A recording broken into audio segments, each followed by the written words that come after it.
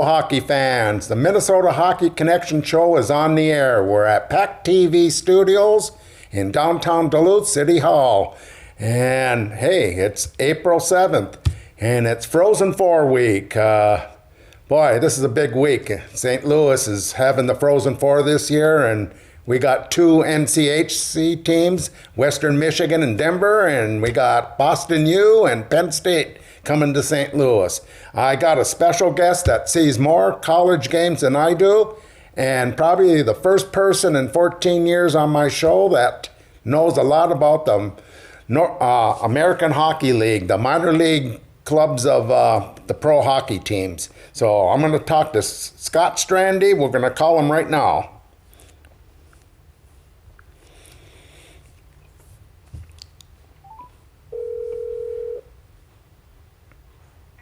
Hello, Scott.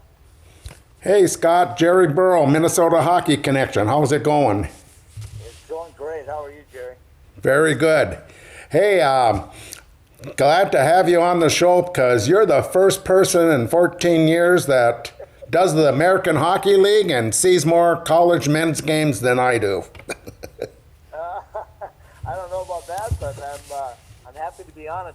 Minnesota hockey, being a Minnesota native that hasn't been around for a long time, it sounds great. You're a native, Minnesota? Absolutely. Grew up in Boston, which is just down the highway from Bemidji, between Bemidji and Grand Forks. Oh, no wonder you watch the CCHA. That's just one, Jerry. That's just one of 25. Hey, a little bit about Scott. He does podcasts on American Hockey League, the minor league clubs in the Pacific Coast League. And these are the minor league clubs of the National Hockey League. So he sees a lot of up-and-coming players. And plus he sees a lot of the NCHC, the CCHA, and who else do you see? Probably. I see all the independents and one Atlantic Hockey America team, which would be Air Force. So if you look at from, let's say, Michigan and go west, pretty much everybody that's an NCAA program we have on our coverage area. Okay. Do you get into Michigan once in a while? Oh, yeah. Yeah. Oh, really? Frequently, as a matter of fact, yep. Well, you got some freaking flyer miles. Well, if it was more discount tire. There you go. You know all the highways then. Oh, do I ever. And you know all the storm areas. Yeah, and I know when to and when not to be there. Well, let's start with the American Hockey League that you're out. You got a place out in California up above San Diego there. So you go to the San Diego Gulls mostly, or? Well, I'm actually about dead center between San Diego, Ontario, and Coachella Valley and Palm Springs, which is kind of why I picked the location in Temecula, California. Because I can get to them in about, well, of course, California traffic, but normally an hour or less to each one of them. So right. I see a lot of those three teams. You can get to Palm Springs, so you have to come back up toward Riverside and go around, don't you? Yeah, I can do that, or I can cut across the mountains if the weather's good. Yeah. You can cut across the mountains and save some time. Yeah, I lived in Riverside for a dozen years, so I know the area. And you know the area. Yeah, Absolutely. Temecula got built up from 5 people to 500,000. And about overnight, it felt like. Okay, let's talk about teams out there. You go to a lot of games during the year? We cover the Pacific Division of the American Hockey League, which is 10 teams that range from Calgary and Abbotsford all the way down to San Diego and as far east as Colorado. So if you look at that division, we see a lot of teams, and where I'm located at, obviously I see the teams that are there, but I also see the teams that come in to play them. So, for example, this last January, I went back for about 6 weeks and saw a lot of actually I saw all my teams in a 6-week period. So that was a lot of fun while still doing Arizona State NCAA hockey and all the teams that came through Arizona State. Right, Arizona State had a really nice team this year. They almost made it to the Frozen Four. They were close. Close. Yeah. Okay. So what do you like about the American Hockey League? I know there's a few Minnesota kids that are on some of these teams. Well, to be honest with you, we started with college, And then I started watching these college kids move on, and most of them went to the American Hockey League or the ECHL. But the ones that came over, there was a lot of them that came to the Pacific Division for some reason. And so I've seen guys like Ben Myers from Delano and University of Minnesota, Jimmy Schultz from Minnetonka, St. Cloud State. Recently, Jackson Stauber came over to play in Tucson. Sammy Walker from Edina. I mean, I can go on and on. Right. A couple of my favorites are Wyatt Ahmet. State kid, Hermantown. Hermantown guy. Yep. So I've gotten to see a lot of those guys, and it's kind of been an easy follow-up because I meet them and get to visit with them in college, and then I get to see their pros careers get started at least. And for some guys, they've been around a little while. Right. I do the same thing with Minnesota kids going through Bantams, high school to college and that and juniors. So kind of the same system. Seeing them to you. By the time they get to the pros, you see them about 50 times. It's kind of nice. Right. Hey, you have a nice relationship built up with them. And Jimmy Schultz, I'll tell you a little story about him. He played out of Minnetonka. He played his juniors down in Omaha in the USHL. And his billet family had another player. His name was Jake Randolph. That Coach Randolph coached Duluth East, his dad, Jake's dad, and that, And Jimmy and Jake are best friends now. And when they got married, they're in the wedding party and everything. So it's a pretty good story how they became real. And another good story, I'm looking at one of the players that is out there now playing is Will Francis, a UMD kid that played at Centennial, a big kid, 6'4", 6'5", and boy, what a story that kid. He went through cancer twice now. He had to stop his hockey career, and he's a fighter, and it's a great story.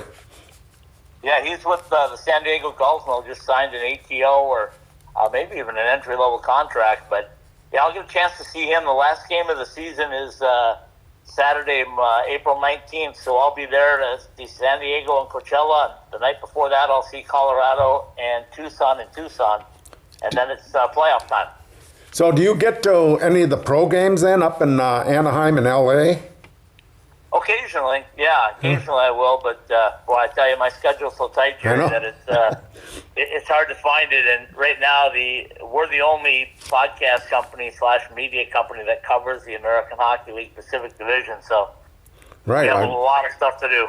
You're the first person I know, really, that I know goes all around. You're like me, though. I see 400 games a year, every level and that, so we love our hockey. Yes, we do. Hey, I just thinking of something. These players that are coming in now, like Will Francis, just signed, and there's a lot of players signing now, and probably 99% of them are two-way contracts, correct? Yeah, correct. They'll get their chance. It all depends on the player, but an ATO is an amateur tryout that they'll maybe get for this year, and then come to training camp in July, and then get a contract from there. Or if you're a drafted player, obviously you'll get a two-way contract with that. So, you look at guys like Wyatt Ahmet. He's been with the Colorado Eagles and for a while now, and they really like his play. So, who knows? He may get. I think he's already had a shot or two with the Avalanche, but they're a strong team right now, the Eagles. Yeah, and then usually what a two-way contract is when they're playing in the American Hockey League, they get a contract like 80 to 100,000 probably, and so per game it's like a little over 1,000 maybe. And if they get called up, they'll probably get 10,000 a game. Correct? Yeah, and the other thing they really love is the stipend that they get at the NHL level. They live pretty nice for a few weeks. They do? Oh, that's nice. Yeah, they get the meal money, the nice hotels, all of that stuff that come along with it. So they like that. Right. Hey, is there some players that have been around like the National Hockey League, and all of a sudden they're getting a little older, and all of a sudden they throw them back down into the minors, and they have at that time one-way contracts? Yeah, they'll sign, and they make pretty decent money. Those guys can make up to $500,000 to $750,000 if they're regular. And you see a lot of captains that hang around that way.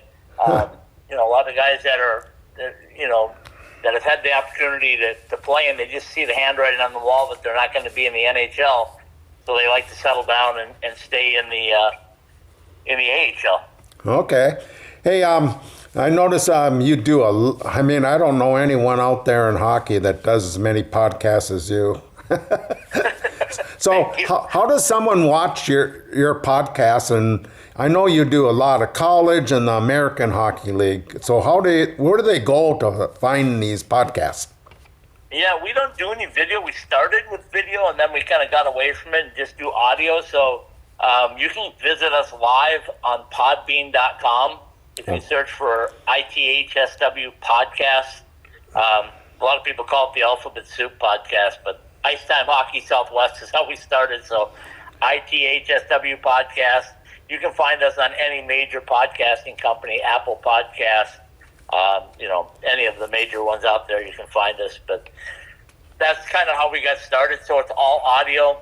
We shoot for an hour, but like I told you yesterday, we went an hour and 20. So it's just talking hockey, and we get some great guests. I've had almost every NCAA coach on one of our shows at one point. Okay. So it's a good one. Tonight we do one that's called College Hockey Coast to Coast. Starts at normally 7:30 p.m. Central Time, and we got Brett Riley on, the new coach from Ferris State, joining us tonight. Oh, great. So your podcasts are mostly all college and American Hockey League then, basically? Yeah, it works like this. Yeah, Sunday night we do College Hockey West Live, which is kind of a recap of the weekend's happenings when the season's going on. And then Monday we do College Hockey Coast to Coast, which we kind of encompass the entire college hockey world. And then Tuesday night is what we call our staple show, which is called College Hockey West Weekly. It's more like a magazine where we have a conversation with a player, coach, administrator for sometimes up to an hour. Wow. So as long as they want to stay, they're welcome. So do you archive these shows so people can go back and see other ones? And do you have a list like who's on your show maybe as a guest sometimes too? Yeah, always. Yep, always. We do a lot of promotion on it on social media. And like I said, if you go to, let me think here, if you go to Apple Podcasts, for example, and you type in the letters ITHSW Podcasts, you make it all one word, all of our shows will pop up there. You can also go to Podbean directly at podbean.com. Okay. And all of our shows. And I chose Podbean because it allows me to do live and archive at the same time. Okay. So, sometimes we'll have guests that are very popular, and we'll have 40, 50, 60 listeners live, which is kind of fun because then people can interact if they like. Right. I got to get on it so I can learn stuff. It's really good. There's a lot of podcasts out there, but we have a lot of success guys that just want to talk hockey, and that's what we're about. Right. Well, this week is the big show, the Frozen Four in St. Louis, and I know you're going to be there, and I'll be down there, and you're going to be more busy than ever. You're doing every day almost. You're going to be doing podcasts at the Frozen Four and early before games and after games and everything. Yeah, we do two things on big events like the Frozen Face-Off for the NCHC and the regionals. We do the podcast after the events, and then we do what we call X Spaces, which is our podcast plus, where we get on the old Twitter, and people can jump on there and listen to us as well. That one's at College Puck C2C. And you get on there before the game. We give you a little preview stuff. I've got, 5 of us that'll be involved in this one. Nick Maxon and I will be live. If you know Nick from the radio voice of St. Cloud State women's and men's hockey. Okay. So Nick will be with me live, and then Paul Hornstein is on Long Island, New York, and Tom Harden is with us from Tempe, Arizona, and of course Peter South joining us from Ypsilanti, Michigan. So we got you covered coast to coast. Yeah, there you go. Great. That's great to know. So I'll put that on when we get this show up on Facebook and that some information on that where people can go. So now you're in St. Louis. You're going to be a busy guy. Yeah, it's crazy. And the way it worked out, Jerry, and you and I were talking about this before. I don't know how it happened that Western Michigan and Denver are going to play each other first, but I think, not to take anything away from the other two teams, but I think this will be the best game of the Frozen Four. Yeah, Good news is that we know we're gonna have one team going into the championship round. But the bad news is two of the best teams in the country, if not the two best teams in the country, one of them will be eliminated. Well, we've seen a lot of Denver and Western Michigan on the last 3 weeks, and so we know these teams pretty good. But personally, I only seen Penn State one game this year when they played the Gophers, and I didn't see Boston University. Usually, sometimes I get to see them when they're in some place out in the Midwest here, but I did not see them. Do you know anything about those two teams? Well, I saw BU early in the year when they played at North Dakota, and I didn't think they were clicking on all cylinders, so to speak, but neither was North Dakota, and that was a really good matchup. I like the talent that they have in their team. When you have guys named Hudson, you're in pretty good shape. Yeah, you go. Yeah, but and Dave Van Noppel, what can you say about him? He went to 4 Frozen Fours as a player, and now he's been to 3 out of 3 since he jumped on board as a head man at BU. So there's something about the Frozen Fours that he's gotten accustomed to liking. They have one Minnesota kid, Jack Harvey. I saw him when he played at Chicago. He went over there when he was a 16-year-old for the USHL, Chicago Steel, and very nice little player. But usually they have more players, but this time I guess they only have one real skater on the team. Yeah, I agree with you. I think he's a solid player, and like I said, BU has taken a lot of players directly out of the national team program, which isn't a bad place to start and find your players. Right. Boston College and BU I think they get half the team. I joked with them. I said, what do you guys have, a direct flight or a bus that takes the guys directly over there? Okay, let's go back to Denver and Western Michigan. Western Michigan, watching them the last 4 games they played. They only have a few Minnesota kids, but those Minnesota kids are doing the job and taking them to the Frozen Four because of what they've been doing. What do you have to say about Alex Bump and Solinsky brothers? Yeah, well, Alex Bump is the real deal. I just don't know if they can keep him after the Frozen Four, if he's going to be off to the NHL, but he's the real deal. Great kid, very strong kid that, a hockey tough, I call him. And he's just a sniper. When he gets the puck, it's like, you saw him at the Frozen face-off. It's like when he wants to finish a game, he generally can. Then you move up to Warroad and you check the best deal that Pat Frischweiler ever got was a 2-for-1 on Sukinski's when Northern Michigan changed coaches last summer. They, he told me that the first time. I said, "Man, how did you get Hampton Sukinski?" He goes, "Well," he said, "I really recruited him hard and he liked our program. But he said, I'll tell you what, the one that I really like is Grant because I needed a third-line center, and Grant's been everything plus some for us." So, yeah, big-time Minnesota players. Kid from Minot, North Dakota, and Zach Nearing also. Mm-hmm. He's a heck of a player. So, but this team is different, Jerry. After the Frozen or the NCAA regionals, I went down to that locker room, and they just won the tournament. There was very little celebration. And I asked some of the guys, I said, "What's the deal? You guys aren't happy that you're going to the Frozen Four?" They go, "Oh, yeah, we're happy we're going, but we realize that we have 2 more games to win before we can really celebrate." Yeah, I think it's going to be an amazing game, that Denver, Western Michigan. And Denver has a few Minnesota kids. And, hey, they've been producing a little bit. That transfer kid from Bemidji State, Eric Polkamp. Boy, is he playing good.